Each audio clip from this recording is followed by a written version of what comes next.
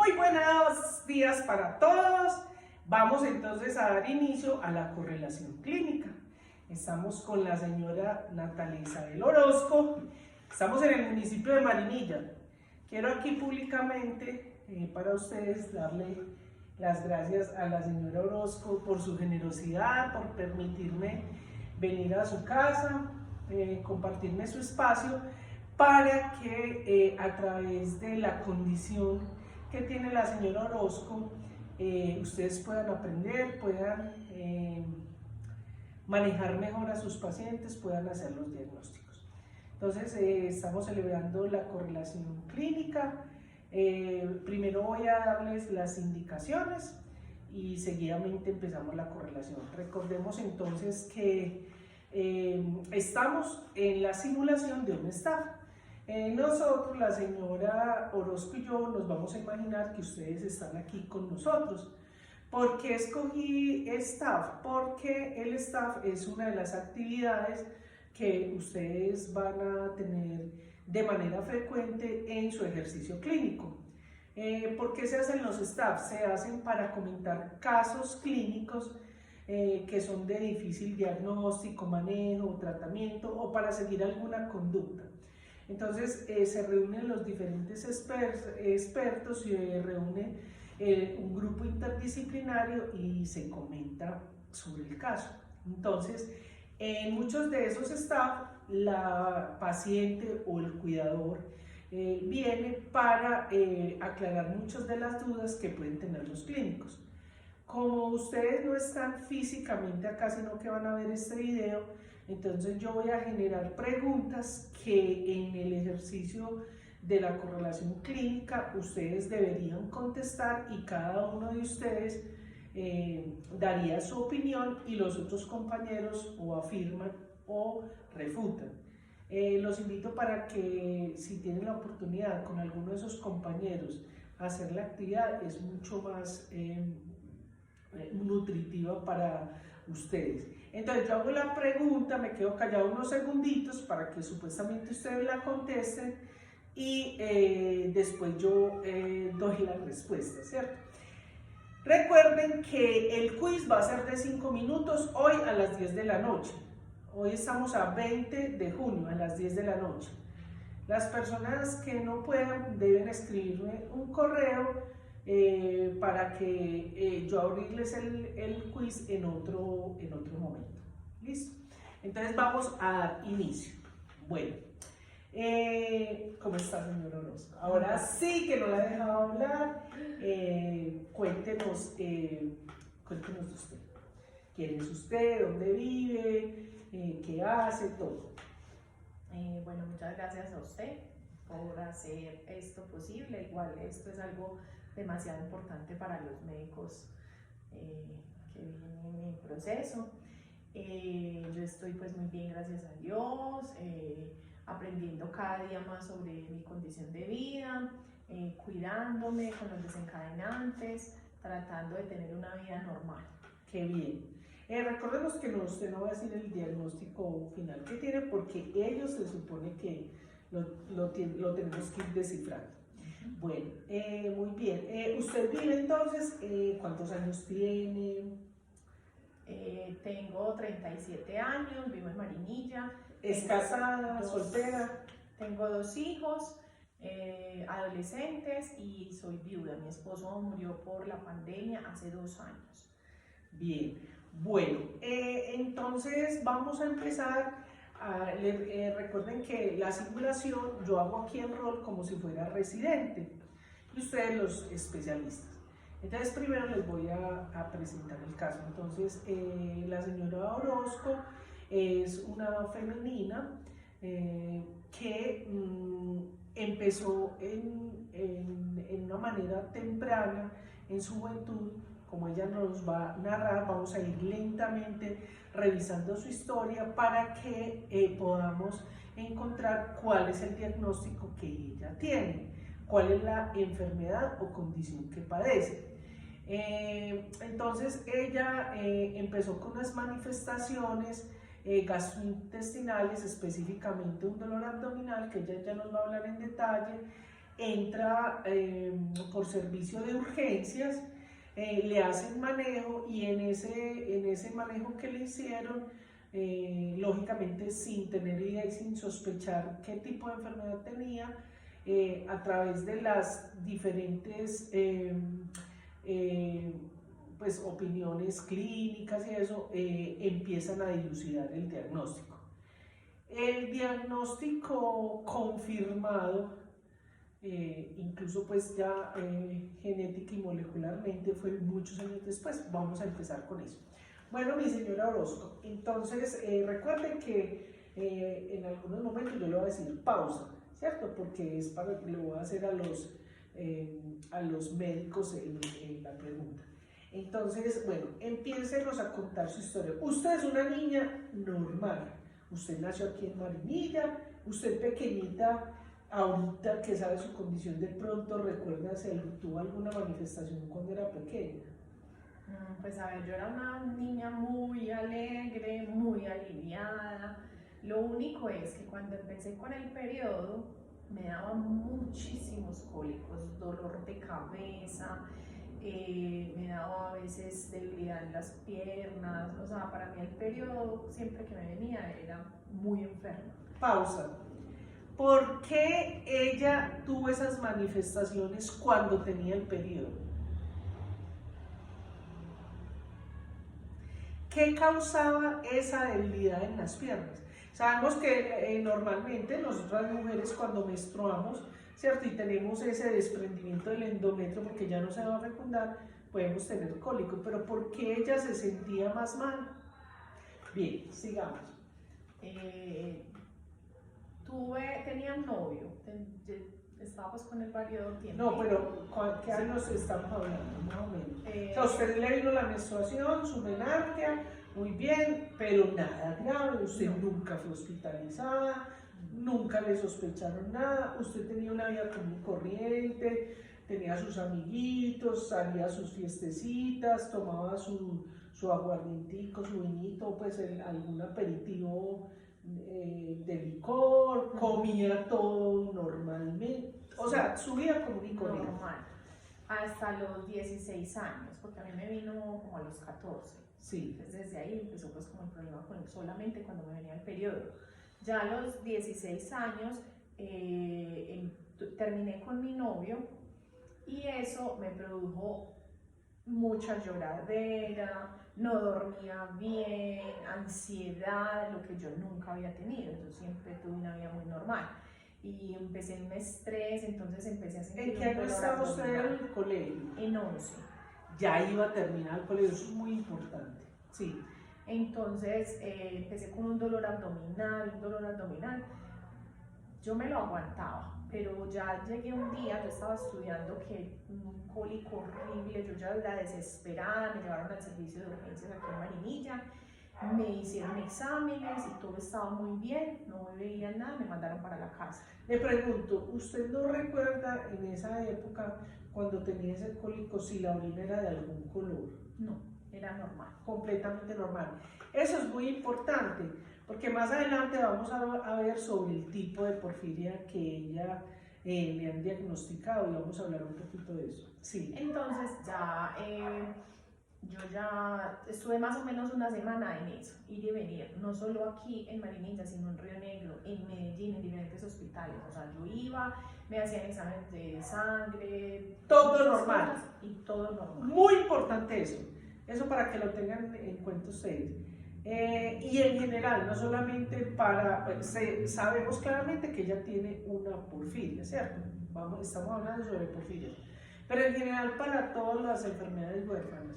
Por favor, queridos estudiantes, cuando ustedes tengan un paciente que tiene una manifestación clínica, fíjense que ella nos está narrando que esa manifestación clínica continuaba y todos los exámenes le salían buenos, sospechen de una enfermedad huérfana o una enfermedad metabólica. Cuando usted iba a urgencias, ¿qué le decían los clínicos? No. Pues, ¿de qué sería el dolor? ¿Le decían que de pronto era viral o...?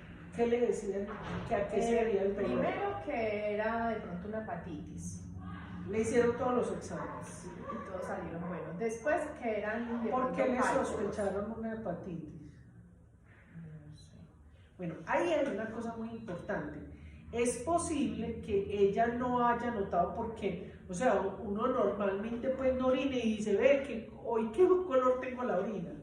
Pero es muy posiblemente que si ella estaba en una institución hospitalaria, seguramente le hicieron citoquímica de orina y de pronto ella tenía coluria, es decir, no era francamente roja, pero de pronto era más amarillo de lo normal y por eso le sospechan de pronto de una hepatitis, además pues por el cólico que ella presentaba. Pues díganos cómo era ese dolor, localizado, cómo era el dolor abdominal suyo. Por eso era que ellos siempre me preguntaban lo mismo, por eso era que yo no entendía porque me decían hacia el lado derecho, porque de pronto era una apendicitis, ok, yo no, es todo, era todo el abdomen y mucho dolor en la espalda, inclusive como me ponían medicamentos en urgencias y volvía para la casa, ya empecé con otros síntomas, todo el tiempo tenía ganas de vomitar.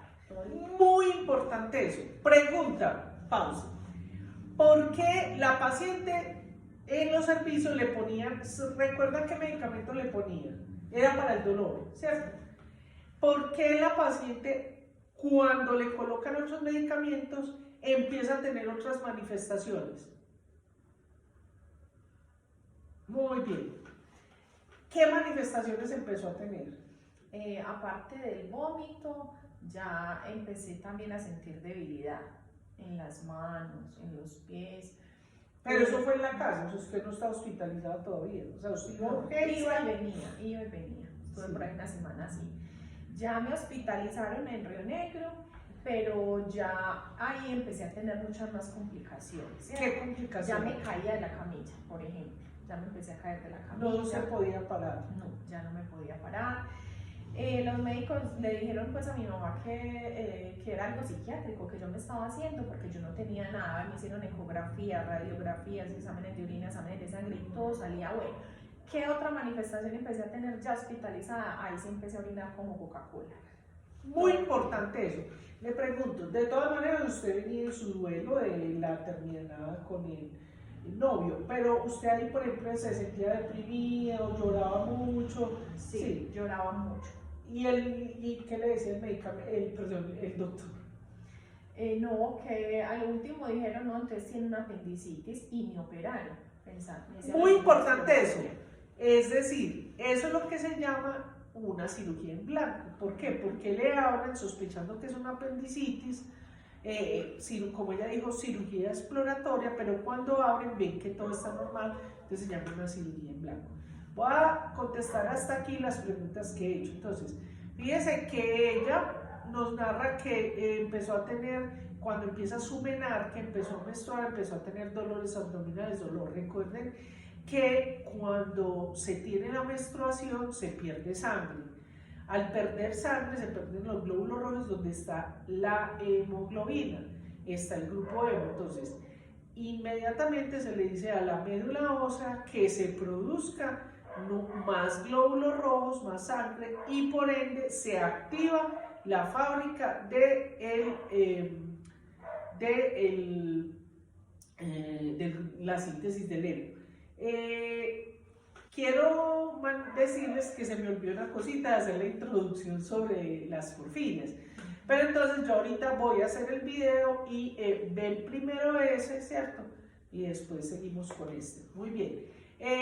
Bueno, entonces lo otro es que cuando ella va a urgencias todavía no tenía coluria, pero le dan analgésicos. Recuerden que muchos de los analgésicos son porfirinogénicos. ¿Qué quiere decir? Que disparan la inducción, son inductores de la familia de los citocromos P450 y para funcionar este sistema, que es el que nos va a liberar de los xenobióticos con X, es decir, compuestos extraños para el organismo, entonces para funcionar necesita el grupo M.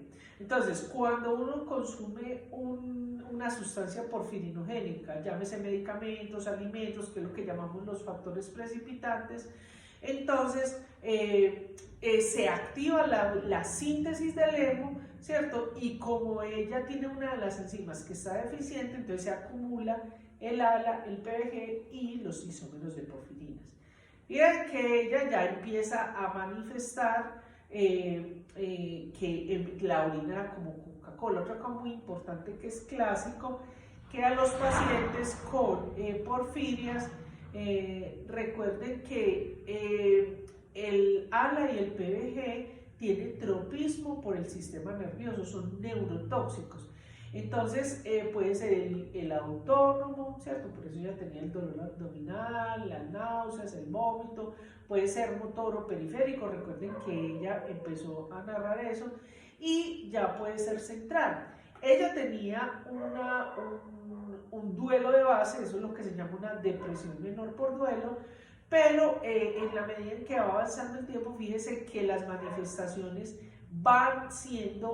se van presentando más a medida que va pasando el tiempo. Muy bien, entonces ya cuando usted elimina color Coca-Cola, ¿qué sucede? No, me hicieron pues muchos exámenes y nada, todo estaba bien, los exámenes de orina, y fue donde me operaron y ahí sí ya cambió todo. Después de la operación empecé a convulsionar, empecé a escuchar sonidos, escuchaba música, veía niños caminando por las paredes y ya me desconecté, o sea, no recuerdo nada, yo solo dejé de hablar. ¿Y usted se acuerda de los niños caminando o le contaron? No, yo eso sí lo recuerdo. ¿Y lo que escuchaba? Sí, yo le cantaba a mi mamá y le decía, estoy escuchando esto, y mi mamá me decía, no está sonando música, y yo sí, yo le cantaba lo que yo supuestamente escuchaba. Muy importante, cuando sus pacientes tengan eso, ¿qué significa? Que ella ya tenía el ALA y el PBG en el sistema nervioso central, es decir, estaba empezando a tener alucinaciones, a escuchar cosas, no sintió olores. No. Bueno, entonces, cuando ya ustedes tengan eso, ojo, queridos estudiantes, alerta, porque rápidamente un paciente se les complica, ¿cierto? Y generalmente va a cuidados intensivos. Vamos a ver qué nos sigue narrando la señora Orozco. Sí, ya ahí pues ya me desconecté. Perdió el sentido.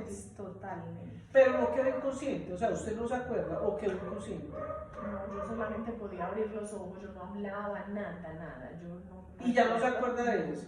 ¿Y qué le narraron sus papis? Ya me mandaron para Medellín, cuando ya estaba la remisión y todo, pues para salir a Medellín, pues usted sabe que nosotros somos muy católicos, entonces eso también ha sido una fortaleza muy grande en mi vida. Una enfermera dijo, esta niña no tendrá porfiria. Todo el mundo dice, ¿qué es? No, eso es una cosa rarísima. Y con ese diagnóstico verbal me mandaron a Medellín. ¡Bravo! Felicitamos, ojalá la enfermera viera este video y la felicitamos. Y eso es lo que tienen que hacer ustedes. Es mejor sospechar y equivocarse que ignorar una enfermedad. O sea, cuando la enfermera dijo eso, le hicieron los exámenes. Me mandaron para Medellín, porque yo ya iba para Medellín en la ambulancia. No recuerdo pues, pero ya allá cuando llegué a la clínica en Medellín, allá me hicieron los exámenes, todos los médicos empezaron a estudiar, inclusive le dijeron a mi mamá, nos tienen estudiando, a mirar, a investigar. Me hicieron el examen y claro, positivo para porfiria. Entonces, ¿qué hicieron? ¿Qué le hicieron? ¿ALA y PBG? Sí. Sí. ¿Y usted los tiene en la historia clínica de eso? Es una historia clínica grandísima. Muy importante. Fíjense que ya tenían alto el ALA y el PBG, los dos altos. La presión, perdón, se me olvidó, era como un yo-yo, con una presión altísima, para arriba, para abajo, para arriba. Eso es por la disautonomía. Entonces, con el ALA y el PBG, ¿qué diagnóstico le podían haber hecho ahí a la paciente? Que estoy segura que muchos de ustedes dijeron, porfiria intermitente aguda. No, con el ALA, el aumento del ALA y el PBG, lo único que podemos decir hasta ese momento es que ella tenía una porfiria hepática aguda. ¿Por qué? Porque no tenemos los isómeros de porfirinas, que son los que nos podrían decir si ella tiene qué tipo de porfiria tiene. o hay otras pruebas que se pueden hacer como el barrido fluorométrico, pero no lo tenemos en Colombia, o puede ser por pruebas moleculares, como más adelante nos va a contar. Bueno, entonces ya le hicieron el ALA y el PBG. ¿Usted seguía orinando oscuro o no sabe? No, no sé. ¿Usted estaba inconsciente? Sí, Sí. lo que sé es que desde ahí, me quitaron todos los medicamentos. Bravo. Y empezaron.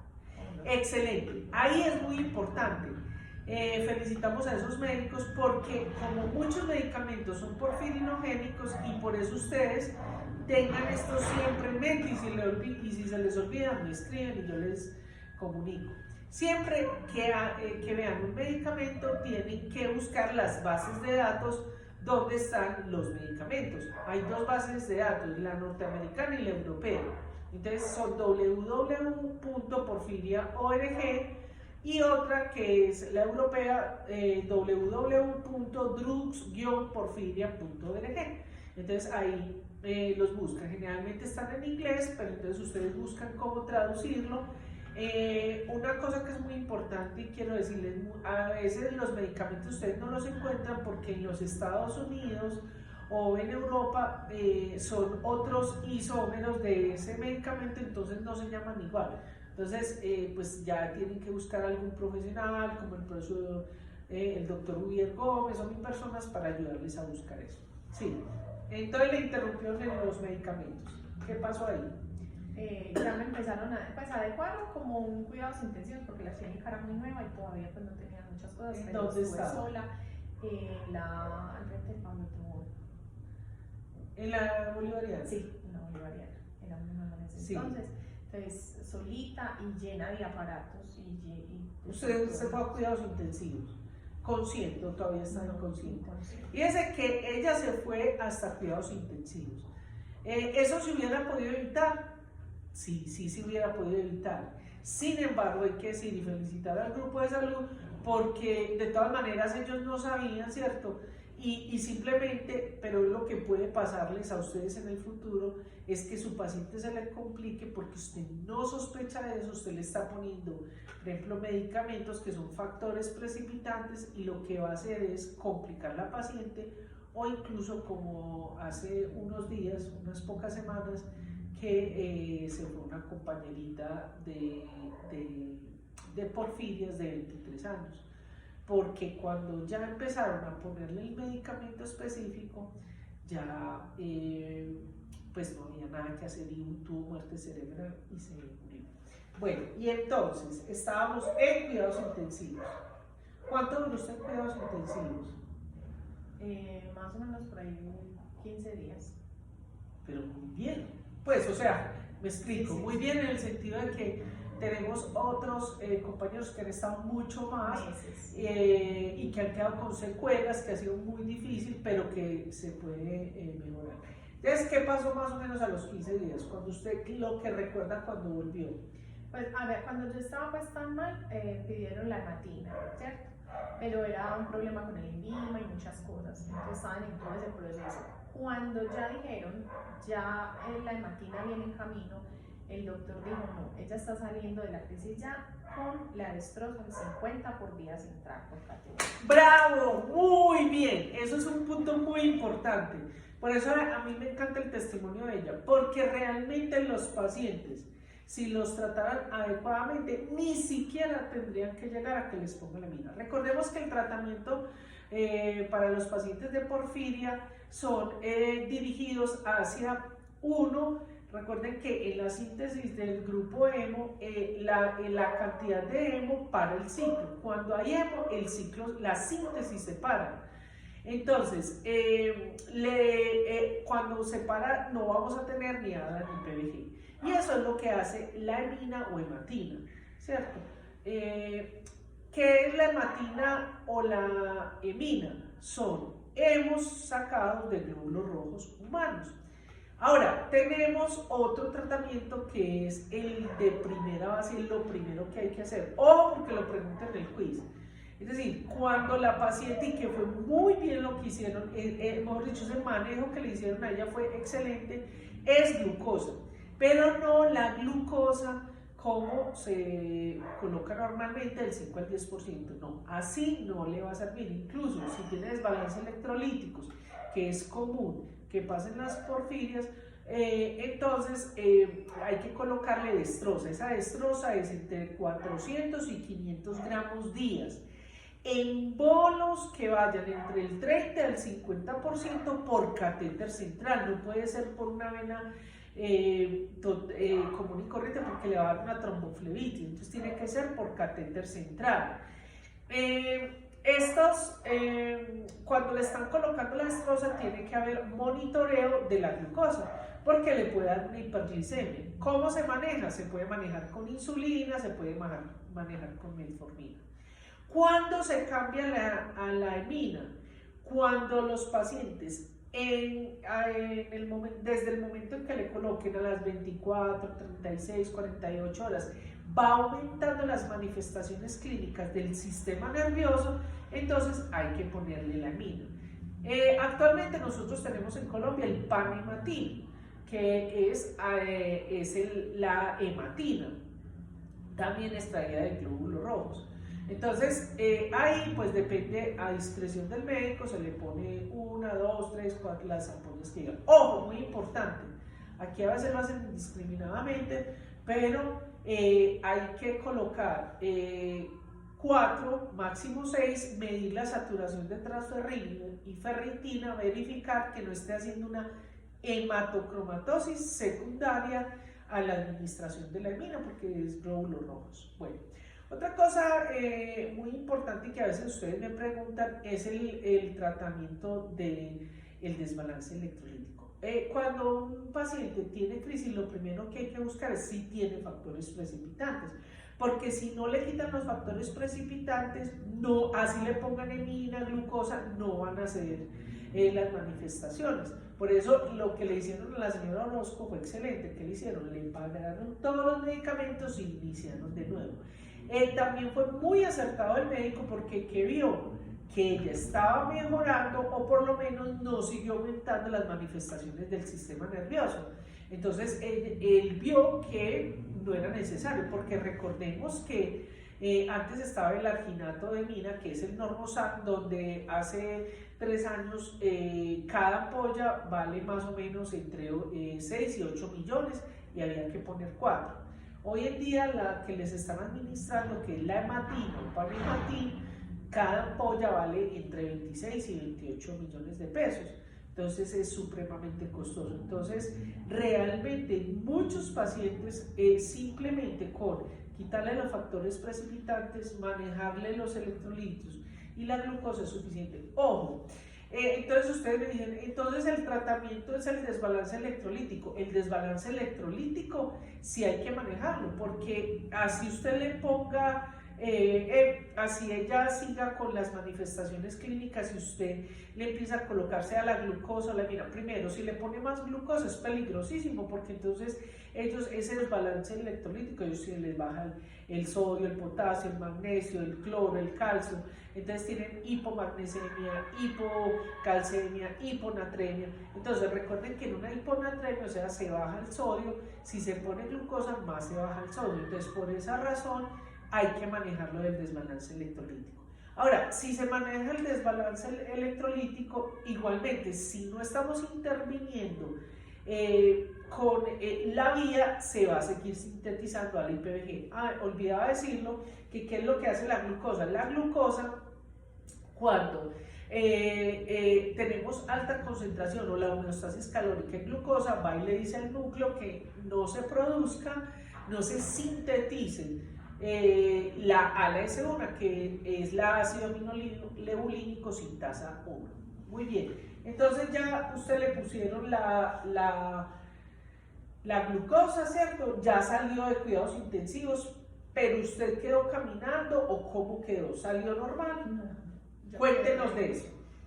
Yo quedé con mucha debilidad, entonces salí pues en la silla de ruedas, caminando, no, es que no podía casi ni caminar, muchísima terapia tuve que hacer, muchísima, empezar a coger fuerza, las peloticas que le ponen a uno para coger fuerza, para aprender otra vez nuevamente a caminar, a coger un lápiz. Yo todo el tiempo temblaba, me dolía que me tocaran, Fue un proceso lento, pero seguro, como se dice, y mucha terapia. ¿Cuánto duró eso?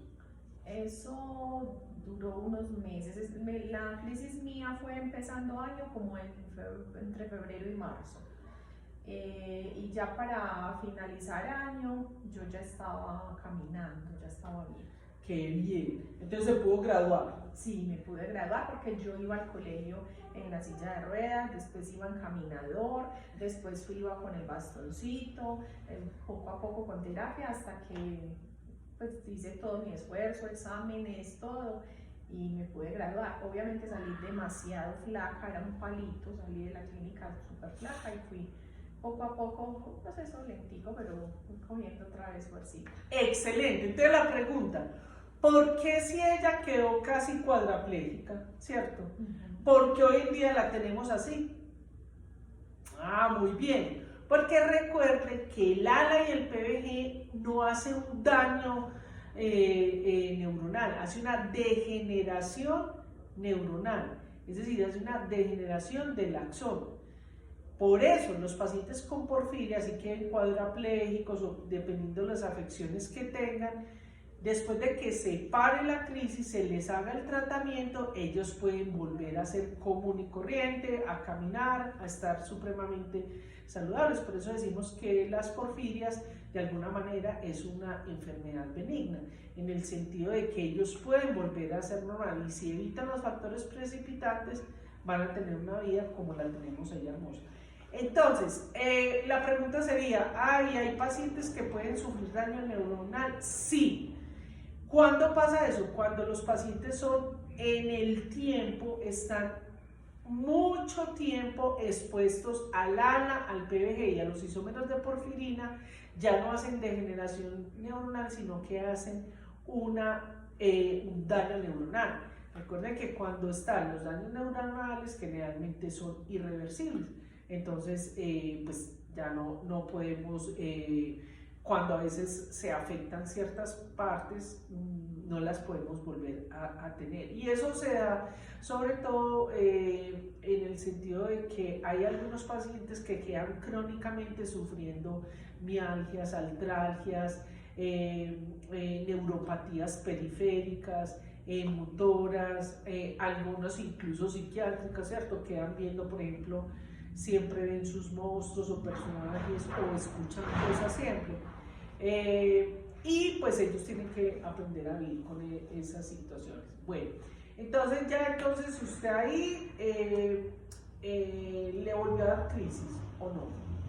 Después de esa, hace más o menos 6 años me dio una segunda crisis. Pero espera, una cosita muy importante. ¿La primera fue hace cuántos años? 21. 21 años. Ojo que esto es muy importante. Bueno, ya usted después se casó, ¿cierto? Ah, sí, pues cuando salí del hospital me dijeron no puede tener hijos, muy no importante puede ese tomar punto. licor, tiene que estar pendiente de los medicamentos, pero pues no, después de eso me casé, tuve 2 hijos. Y no le pasó nada. Ojo que eso es muy importante. La satanización que hay, pues, de que cuando se tienen enfermedades genéticas, la mayoría de terapeutas, genetistas recomiendan que no se tenga hijos. Mi posición particular es que pues yo soy pro vida. Si una persona, su vitalidad, su fortaleza y su equilibrio, su proyecto de vida es teniendo hijos y familia, tenerlos, pero siempre y cuando sea con conocimiento de causa de los progenitores, tanto del paciente, sea hombre o mujer, ¿cierto? Y tener mucho cuidado en el momento en que esté gestando, que vayan a hacer, para evitar que el niño, pues el futuro bebecito, pues se complique, tenga las secuelas de en este caso de las porfirias no, pero en otro tipo de enfermedades. Y hay algunos, incluso aquí no tanto en Colombia, pero en los países europeos hay personas que conscientemente quieren tener hijos y se realizan teniendo hijos que pueden tener un retardo mental, que pueden tener una discapacidad. Entonces, Ojo con eso, hay que respetar mucho. Y lo interesante con la señora Orozco es que tiene 2 hijos, yo los conozco, desafortunadamente no están por aquí para verlos, pero son hijos sanos. Ella tuvo sus hijos, mire, el parto no le produjo ninguna complicación, pero ahí hay que decir que otra de las razones por las que ella estuvo entonces casi 15 años sin ninguna crisis, ¿cierto? Porque nos va a contar la segunda crisis. Entonces, ¿por qué se da eso? Porque ella ha tenido una vida muy sana, es decir, no consume licor, o si consumía licor era muy medido, ¿cierto? Usted no ha sido persona de borrachera, ni de drogas, ni de alcohol. Cuando más se trasnochaba, o de pronto los ayunos, que recordemos que los ayunos son, ahorita nos va a hablar del presente. Bueno, muy bien, pasaron esos 15 años maravillosamente, con una vida normal, con sus problemas normales que tiene la vida, ¿cierto? Recordemos que en los pacientes de porfiria, un problema, un estrés, por ejemplo, un duelo, que se le murió un familiar, el hecho de que, por ejemplo, haya perdido el empleo, o una pérdida de una mascota, o cualquier evento de estrés puede provocar una crisis. Sin embargo, ella, de su vida normal, todos los seres humanos tenemos dificultades, nunca hizo una crisis, ni sabía tampoco del manejo de los factores precipitantes, nada, porque eso no se sabía antes acá. Muy bien, entonces, ¿qué pasó hace 6 años? Sí, pero me va a volver un tricito, Sí. me olvidó. Después de la primera proceso de esa hospitalización, yo quedé, pues ya cuando me iba recuperando, entonces quedé con una alergia y me picaba mucho las piernas, mucha picazón, y estuve muchos años así, muchos, hasta que ya empecé pues en la fundación con usted y el doctor Ubier a explicarnos y a enseñarme. Inclusive ahí fue donde me di cuenta por qué me dio la primera crisis, porque después de tantos años yo no sabía por qué me había dado la crisis. ¿Y por qué fue? Por el evento que tuve, pues la tristeza, la angustia. Exactamente, fíjese que ella, la terminación con su novia, era una muchacha joven, eso le provocó, pero recordemos que los factores precipitantes no son uno solo, sino que son la sumatoria. Entonces ella termina con el novio, generalmente cuando uno termina con el novio tiene una pérdida, pierde el apetito, pierde el sueño, entonces eso va siendo sumatorio, empieza con un dolorcito y le van dando medicamentos, otros factores precipitantes. Muy importante, usted mencionó una cosita muy importante, ella mencionó, después de que ya empieza a educarse, que es muy importante en los pacientes la educación, ya ella hace su propia caracterización, porque en este tipo de enfermedades, y yo diría que en casi todas las enfermedades huérfanas, los pacientes no todos sufren las mismas manifestaciones clínicas, los factores precipitantes no todos son para todos los mismos. Tenemos, por ejemplo, pacientes que, siendo familiares, el aguacate a la hija no le provoca nada, pero al padre lo lleva a crisis agudas. Entonces todo es muy relativo, y eso a qué se debe, dependiendo del tipo de mutación, ¿cierto?, que tenga, o de variante genética que tenga el paciente. Entonces ahí es muy importante porque ella nos está hablando de esa manifestación. Quiere decir que usted ya reconoció, cuéntenos eso, cuando usted dice que usted ya sabe qué es lo que le provoca eso. La rasquiña me la provoca cuando yo no duermo bien y no como bien, empiezo con la picazón. ¿Por qué? Y eso es por la porfiria, que es una manifestación muy frecuente en el tipo de porfiria que ella tiene. ¿Por qué? Porque cuando no se duerme, se producen una cantidad de sustancias en el organismo que son porfirinogénicas. Por ejemplo, la más frecuente, cuando usted no duerme bien o hace trasnochos, usted cambia, nosotros tenemos eventos circadianos, entonces usted cambia las hormonas. Muchas de las hormonas son porfirinogénicas. El ayuno, Recuerde que cuando un paciente pierde esa homeostasis calórica representada en glucosa, ¿qué le indica al núcleo? Ahí le dice al núcleo, vea, aquí hay bajita azúcar, produzca la S1, o sea, ácido aminolevolínico sintasa 1. Y si se produce mucho de eso, se activa la vía, se aumenta el ALA, se aumenta el PDG. Muy bien. Entonces, ¿qué pasó hace 6 años? Usted estaba bien, su vida normal, ¿cierto? Sí. Pues no sé de pronto qué más cositas sumé ahí, pero tuve un estrés. Un evento, sí. Un evento que usted reconoció, ¿cierto? Es de estrés. Yo quiero que precisemos algo que es muy importante. Fíjese que su estrés ahí fue emocional, ¿cierto? O sea, no fue pues el estrés, ¿cómo le digo? Un accidente o un trauma o una infección, porque todo eso puede causar. Es decir, cuando nosotros tenemos infecciones, traumas, eso causa estrés en el organismo. Lo de ella fue un estrés emocional, es decir, algo que le impactó. Fíjese que es muy parecido a lo primero que le digo. Entonces, ¿qué pasó ahí cuando usted tuvo el estrés? ¿Qué pasó? Pues, ¿qué manifestaciones clínicas empezó usted a sentir? Empecé a sentir el dolor de estómago, y se me empezaba a irradiar a la espalda. Usted lo identificó ahí mismo como crisis y supo que era, en esos momentos usted dijo, fue esto. Mira qué tan bonito. Y usted puede educar a su paciente. Fíjese que ella ya identificó que tuvo un factor, porque a veces es muy difícil manejar las emociones, el estrés, pero es importante reconocerlo, porque en el momento en que usted identifica el factor precipitante, entonces usted puede mitigarlo.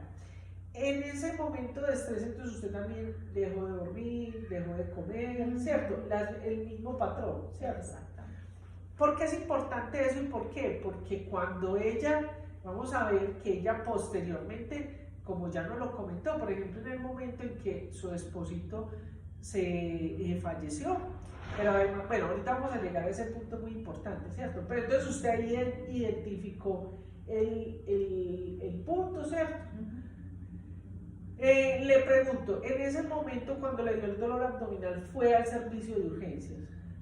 Cuéntenos qué pasó. Sí, pues yo cuando estaba empacando la maleta, yo traté de aguantarme porque es lo mismo, o sea, vamos a los servicios de urgencias y no saben qué ponernos, no saben qué hacer, entonces eso uno lo angustia más.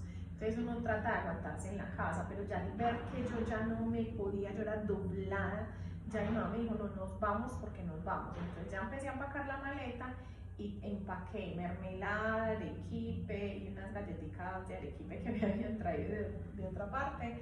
Llegué al servicio de urgencias y pues se demoran demasiado en ponerle el medicamento a uno entiende pues que es porque están mirando que no me haga más daño, pero en ese lapso de tantas horas y nada, entonces yo iba consumiendo glucosa, mientras ya empezaron ya ellos con la glucosa, pero por pena pues normal, no tan alta. Sí, o sea, del 5 al 10%, me imagino. Sí. Exámenes y todo, y ya pues como yo ya sabía qué era lo que me había detonado, empecé pues como a cortar como eso para dormir mejor y todo. Y no tomo medicamentos ni nada. No. Mire que es muy importante. A mí me encanta el caso de la señora Orozco porque ella es de las pacientes que nunca ha tenido EMINA. Es decir, a punto de glucosa le han tratado sus crisis agudas. Bueno, ¿qué diagnóstico le hicieron a usted? Porfiria intermitente aguda. Ahí está. En la mayoría es el error más frecuente. Después de que ustedes ya estuvieron en esta correlación, que estuvieron en mis clases, no cometan ese error. Si ella no tiene ni la medición de la actividad enzimática, que la tenemos en Colombia, que es la porfobilinógeno desaminasa, y eso quiere decir porque del 5 al 10% de los pacientes que tienen porfiria intermitente aguda pueden tener la actividad enzimática normal. Y no tiene los isómeros, a ella no le han hecho los isómeros, no le habían hecho los isómeros de porfiria, de hecho creo que nunca se los han hecho, ¿cierto? Nunca se los han hecho. Otro error que ahorita vamos a hablar de eso. Muy bien, entonces ya usted se recuperó y súper bien. ¿A usted le han hecho algún otro examen donde le hayan dicho qué tipo de porfiria tiene? Sí, ya me hicieron el genético y tengo coproporfiria. Muy bien. Entonces, fíjese que ahí viene un dato muy importante. Voy a decir cosas porque voy a aprovechar para regañarla públicamente. Si yo soy profesor y soy regañona. Pues no vaya directamente, sino a su grupo de salud, porque realmente ellos sí tienen la disposición, pero igualmente ellos no pueden hacer nada. Pero por eso lo decimos públicamente, es para que ustedes aprendan y no cometan los errores que cometen con ella. Y vean que ella nos ha dicho que nadie le ha medido los isómeros de porfirina. A ella le hubiera podido medir los isómeros de porfirina y con eso encuentra en las coproporfirias hereditarias están aumentados los isómeros de porfirina en materia fecal y en orina, más en materia fecal, específicamente el coproporfirinógeno 1, ¿cierto? Y el 3, sobre todo en los pacientes con coproporfiria.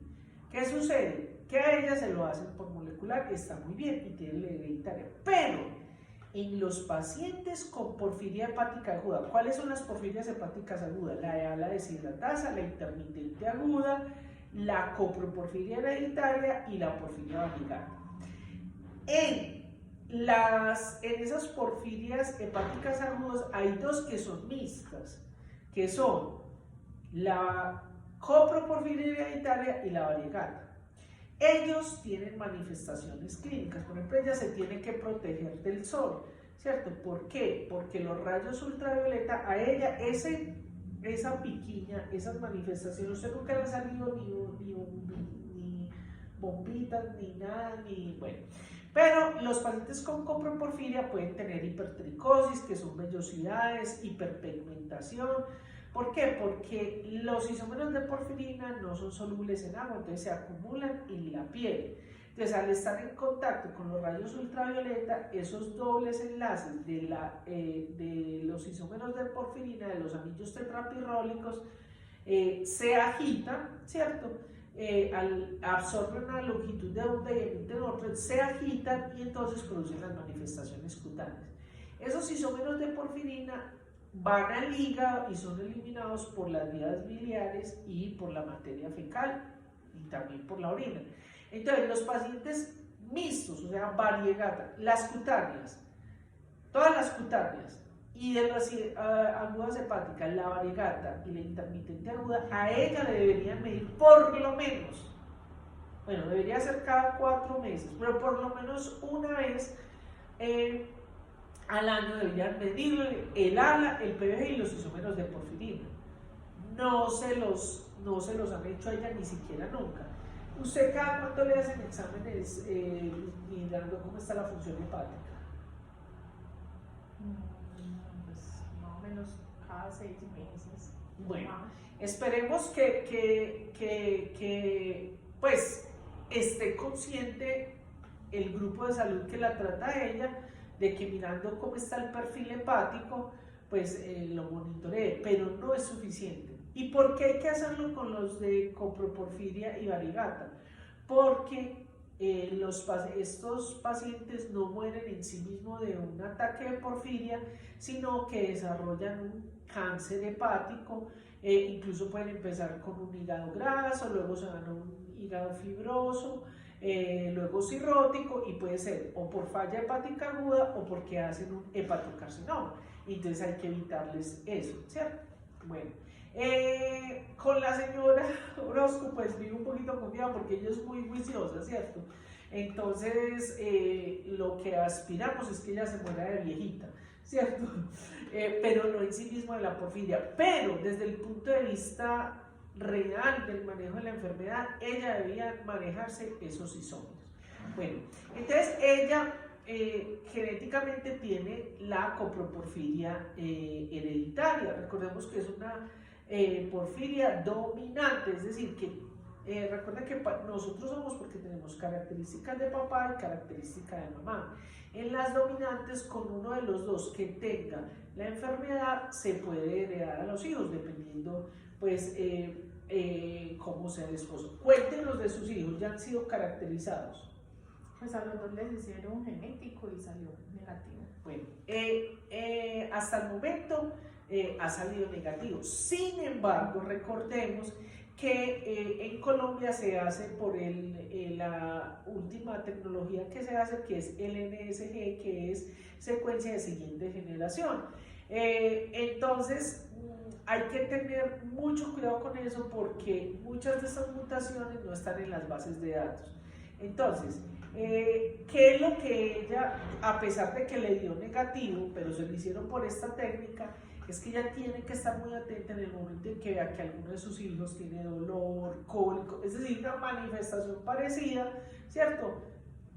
Así haya tenido el genético, tener en cuenta eso. Muy bien.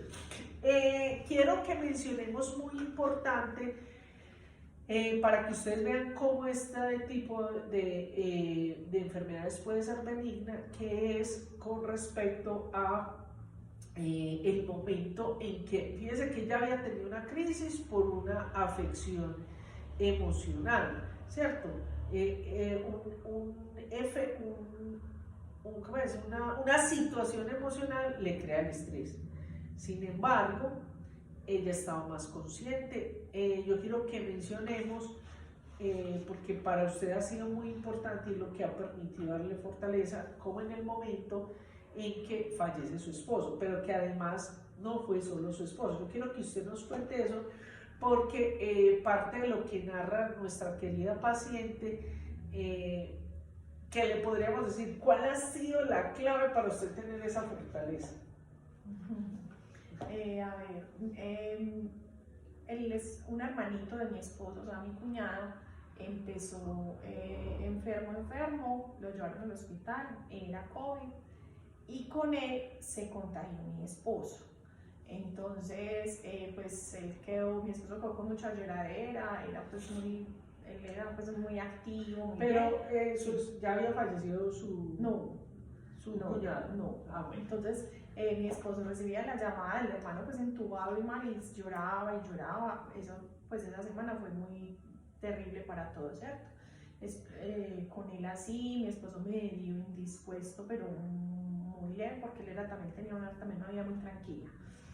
Y mi esposo se enferma más, se agrava, lo entuban y al día siguiente murió mi cuñado. Escuchen esto. Y mi cuñado muerto y mi esposo entubado. Fue pues un estrés impresionante, ya toda la semana visitándolo en la clínica. A los 9 días de ver a mi esposo por un vidrio, yo le hablaba, lloraba, pues el estrés era inevitable, ¿cierto? Pero por otro lado, yo trataba de dormir, entre comillas, lo mejor que podía, si fuera a cerrar los ojos y descansar. Tranquila, empecé a consumir más glucosa, pues en bombones, confites, pan, o sea, por otro lado estaba como contrarrestando el estrés que era inevitable. Porque hay una cosa que usted no mencionó que era muy importante. Además, estaba con sus hijos adolescentes, que ustedes saben que cuando estamos en la adolescencia, nosotros ocasionamos mucho estrés a los papis. Entonces, los hijitos de ellas estaban cruzando por la adolescencia con los problemas normales que tenemos todos los seres humanos cuando somos adolescentes. Entonces, ella tenía eso. Pero yo quiero es que me mencione la parte suya de la fe que ha tenido en Dios, que ha sido un motor muy importante para usted. Quiero que incluya eso para los estudiantes. Sí, eso siempre es lo que a mí me ha mantenido fuerte, muy fortalecida. Yo llegaba del hospital y escuchaba música suave de Dios, el diario la Eucaristía, diario el Rosario. Eso es lo que a mí siempre me ha tenido bien, me ha tenido en paz. Todos tenemos estrés, pero el estrés con Dios es totalmente diferente, o sea, uno ni lo alcanza también como a entender, eso solo se vive. Y todos me decían, pero mira, ya vamos a darte, cuando mi esposo se murió me llamaban muchas amigas, dame fortaleza, esto y lo otro, y yo antes les saldría dando fortalezas a los demás. Incluso a mí. Entonces decíamos, ¿usted cómo hace? Dios, solo Dios es el que a mí me ha mantenido siempre supremamente bien, una familia hermosa, todos somos muy católicos, entonces entre todos esa unión y esa fuerza, esa fortaleza ha sido impresionante. Pero yo quiero que hagamos referencia en el momento en que le dicen que su esposo fallece, ¿cierto? Es decir, desde el punto de vista de la enfermedad. ¿Usted qué sintió? Nada, ¿cierto? Que es lo más hermoso. ¿Por qué quiero ese testimonio? Porque eso era para que ella, mejor dicho, cuando pasó todo eso, yo ya era, que ya cada que ella me llamaba, yo creía que ya me iba a llamar a decirme que estaba en una crisis en la clínica, pero no, contrariamente estaba muy bien. Todos decían eso, no, estaba muy bien. Todos los compañeros eran, no, Natalia se va a caer a crisis, Natalia va a caer a crisis, todos, y mi familia, ay, todos mi exactamente era, ya va a caer. Es decir, y quiero que eso es muy importante porque para los pacientes, y no solamente con porfiria, sino con cualquier tipo de enfermedad huérfana, es muy importante que se aferren a cualquier actividad, llámese religiosa, su fe en Dios, deporte, actividad, hobby, cualquier cosa que les permita ayudar y manejar el estrés. En el caso de los pacientes en porfiria es fundamental, y ella es un testimonio de eso. Yo estoy casi segura que si la señora Orozco no hubiera tenido su fe en Dios y su familia, yo creo que es decir, la situación hubiera sido completamente diferente. Muy bien. Bueno, cuénteme, yo quisiera que le cuente usted aquí a los estudiantes, además de su fe en Dios y todo eso, cómo es su cotidianidad como paciente de porfiria. No, pues yo soy muy tranquila, gracias a Dios, muy aliviada, entre comillas, pues sí, y yo no me tomo un trago, yo como supremamente bien, duermo bien, yo trato de no tener como ningún desencadenante. Obviamente, pues como ya usted lo ha mencionado, mis hijos son adolescentes, entonces después de que murió el papá, sí ha sido peor la situación con los adolescentes, pero por otro lado yo trato de cuidarme mucho, soy muy consciente. Aquí me acabo de acordar de un detallito, hace más o menos 4 o 5 meses mi hija tuvo pues un problema en la calle y yo no había comido. Entonces a mí me llamaron, venga, que su hija, yo le dije, ¿está bien? Y me dijo, sí, ella está bien, pues no estaba mal como para ir a salvarla, ¿cierto? Me dijo, no, ella está bien, pero está triste, está angustiada. Yo le dije, listo, yo ahorita voy a comer y me voy. Porque yo como me voy a ¡bravo! ¡Bravo! ¡Excelente! Muy bien. Comí y yo voy a hacer esto. La vi. O sea, que ha surtido efecto todas estas clases, las conferencias, porque eso es lo que tiene que hacer. Esa es la pregunta que ella hizo. O sea, ¿se va a morir? ¿Hay que salvarla? No, ¿puede esperar? Sí. Comer y darle, porque donde ella salga, fuera de eso el ayuno, el estrés de manejar la situación, ¿qué hace que desencadene una crisis de agua? Me encantó ese testimonio, fascinante, espectacular. Bueno, cuénteme, ¿usted ha reconocido algún alimento que sea porfinogénico para usted? No, es que trato de no consumirlos. Pero... No ha identificado, por ejemplo, que tome o café o chocolate o algún... No. Usted los evita. ¿Qué alimentos evita usted? Evito el maní, el licor, pues sí, lo primero, evito, pues aguacate, es muy rara la vez que a veces lo pruebo un poquitico y ya, pero algo pequeñito, no que me voy a comerme de aguacate, un aguacate, no. Trato de consumir mucho las vísceras, que también son muy buenas, que lo aprendí de usted, el hígado, el boje, todo eso. Porque eso es muy importante, porque las vísceras tienen mucho heno. Ojo, hay que tener cuidado, porque las vísceras tienen mucha grasa. Pero ¿por qué estamos tranquilos en ello? Porque el perfil hepático de ellos está normal. Entonces, consumir el hemo a través de las vísceras, la morcilla, la sangre, todo ese tipo de cosas. Recuerden lo que vimos en la clase del metabolismo del hierro.